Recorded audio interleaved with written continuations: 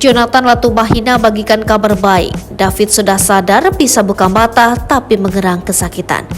Jonathan Latumahina membagikan kabar baiknya soal kondisi David. Kini David akhirnya mulai siuman pasca 2 pekan alami koma hingga tak sadarkan diri akibat penganiayaan anak pejabat pajak Mario Dande. Hal ini disampaikan langsung oleh ayah David, Jonathan Latumahina, melalui cuitan Twitternya Siksak. Jonathan Latumahina mengunggah momen David mulai sadarkan diri dan membuka matanya dengan kondisi tubuh yang masih terpasang alat bantu. Dalam cuitan itu pula, Jonathan Latumahina menyebutkan bahwa kini kondisi David sedang memasuki fase pemulihan emosional dan mulai sadarkan diri.